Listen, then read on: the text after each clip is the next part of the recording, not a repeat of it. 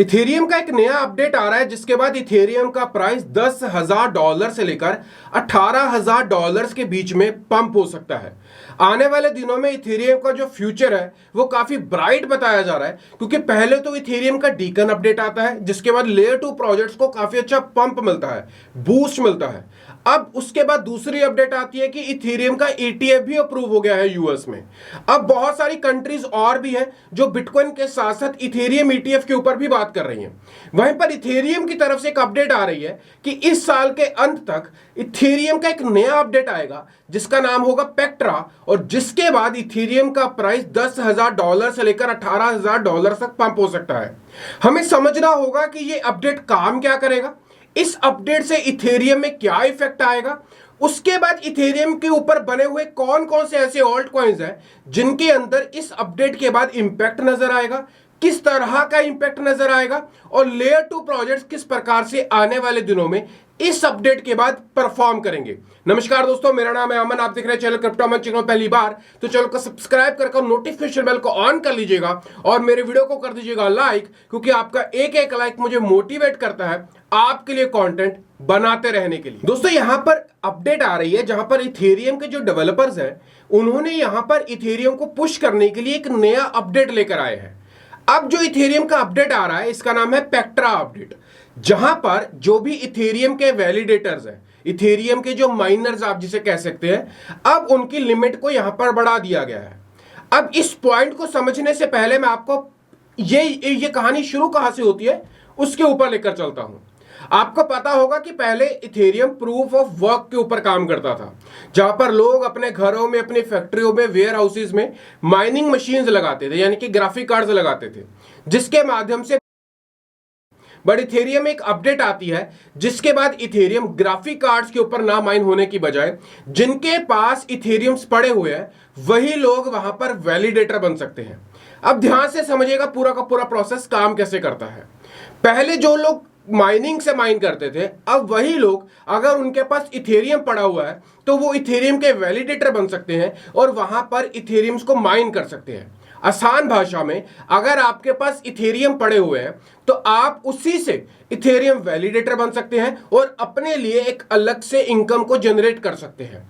But इसके ऊपर कुछ कंडीशंस थी। पहले कंडीशन क्या थी, अगर आप वैलिडेटर बनना चाहते हैं तो आपके पास मिनिमम 32 इथेरियम होने चाहिए, और 32 इथेरियम आप वैलिडेशन के ऊपर लगाकर एक वैलिड वैलिडेटर बन जाते थे, जहां से आपके पास इथेरियम नेटवर्क में जितनी भी फीस जनरेट होती थी, आपका जो उसमें कंट्रीब्यूशन था आपको वहां से मिलना स्टार्ट हो जाता था।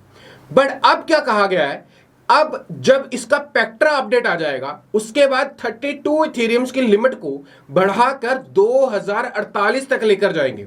यानी कि अगर आपके पास 2048 इथेरियम्स पड़े हुए हैं, 32 मिनिमम और मैक्सिमम 2048 अगर आपके पास पड़े हुए हैं तो आप यहां पर वैलिडेटर बन सकते हैं। इससे क्या होगा कि एक तो नंबर ऑफ वैलिडेटर्स बढ़ जाएंगे, या फिर जो वैलिडेटर्स हैं उनकी जो पावर है वो यहां पर बढ़ जाएगी। पहले कहा एक 32 इथेरियम ही लगा सकते थे और अब वहां पर 2048 इथेरियम्स बनाकर अब वैलिडेटर बन सकते हैं। तीसरी चीज, अब ये पेक्ट्रा अपडेट आ कब रहा है?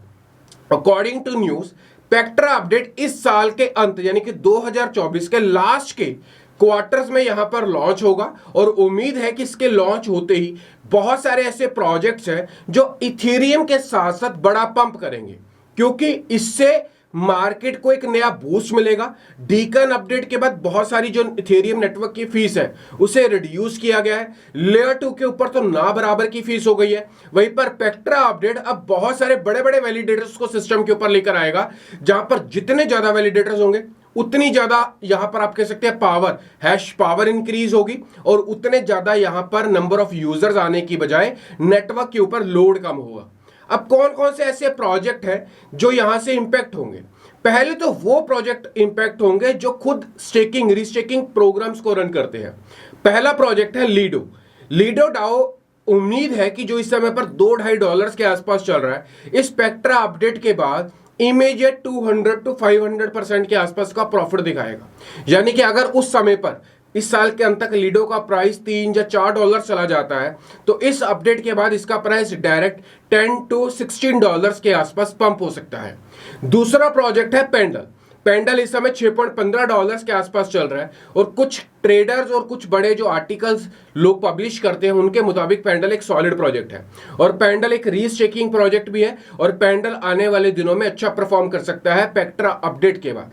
तीसरा प्रोजेक्ट जो आता है वो आता है रेंजो। अभी हाल ही में बाइनांस के ऊपर रेंजो लॉन्च हुआ था और रेंजो को लेकर भी मार्केट धीरे धीरे आग पकड़ रही है। इस समय पर $0.14 के आसपास चल रहा है, काफी बॉटम के अंदर प्राइस चल रहा है एज कंपैरिजन टू टोकोनॉमिक्स को देखें।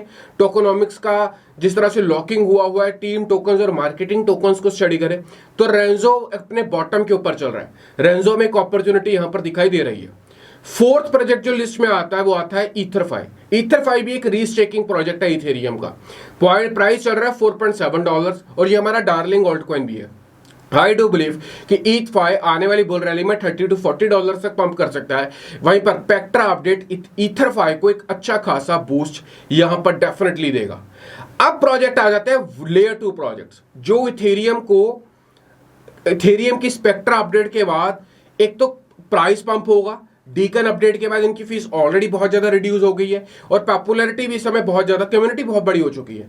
पहला प्रोजेक्ट है आर्बिट्रम। आर्बिट्रम अराउंड $1.12 चल रहा है। आई डू बिलीव कि एक बेस्ट प्राइस चल रहा है। आर्बिट्रम एक सॉलिड एक लॉन्ग टर्म प्रोजेक्ट है। अगला प्रोजेक्ट आता है ऑप्टिमिज्म। इस समय $2.5 के आसपास चल रहा है। फ्यूचर काफी ब्राइट है। ये भी इथेरियम का लेयर 2 प्रोजेक्ट है। अगला आता है मांटा। इसके बारे में आपको पता है, ये तो हमारा डार्लिंग ऑल्ट कॉइन है। आर्बिट्रम ओपी भी हमारे डार्लिंग ऑल्ट कॉइन है, बट मानता को तो अभी हमने हाल ही में लिस्ट किया था। $1.7 के आसपास चल रहा है और आसानी से $25 to $40 के आसपास की रैली पकड़ सकता है और पेक्ट्रा अपडेट के बाद इस प्रोजेक्ट में और ज्यादा आप कह सकते हैं बूस्ट दिखाई देगा। इसका टीवीएल पहले कम होना स्टार्ट हो गया था, वापिस से इसका टीवीएल इंक्रीज होना स्टार्ट हो गया है। अगला प्रोजेक्ट आता है मेंटल जो कि बायोबिट का नेटिव टोकन भी है और इस समय पर इस प्रोजेक्ट को लेकर हाइप भी है। बायोबिट का नेटिव टोकन है, इथेरियम का लेयर 2 प्रोजेक्ट है। पेक्ट्रा अपडेट के बाद एक अच्छा बूस्ट इसमें यहां पर मिल सकता है। अगला प्रोजेक्ट जो मेरे लिस्ट में आता है वो आता है इम्यूटेबल एक्स। ये मेरी इस लिस्ट का लास्ट प्रोजेक्ट है। इथेरियम का लेयर 2 प्रोजेक्ट है। गेमिंग इंडस्ट्री में इम्यूटेबल एक्स बहुत अच्छे से काम कर रहा है। अगर आप कोई भी बड़ी गेम देखें वो इम्यूटेबल एक्स के ऊपर ही डेवलप हो रही है, ना ही केवल इस बुल रैली के लिए, आने वाली तमाम बुल रैलीज के लिए। आई डू बिलीव कि इम्यूटेबल एक्स एक आप कह सकते हैं सबसे सुपर सॉलिड प्रोजेक्ट यहां पर बनने वाला है। इम्यूटेबल एक्स को डेफिनेटली अपने पोर्टफोलियो में रखिएगा। ये सारे के सारे वो प्रोजेक्ट्स थे जहां पर कुछ प्रोजेक्ट्स इथेरियम रीस्टेकिंग के ऊपर काम कर रहे हैं, कुछ प्रोजेक्ट्स इथेरियम लेयर 2 के ऊपर काम कर रहे हैं, बट दोनों ही प्रोजेक्ट्स इथेरियम नेटवर्क को स्ट्रांग बनाते हैं, इथेरियम नेटवर्क को एक नया बूस्ट प्रोवाइड करते हैं। आने वाले दिनों में इन प्रोजेक्ट्स में पेक्ट्रा अपडेट के बाद एक नया पंप, एक नया आप कह सकते हैं ऑडियंस जो इन प्रोजेक्ट्स को एक्सेप्ट करेगी वो डेफिनेटली दिखाई दे सकती है।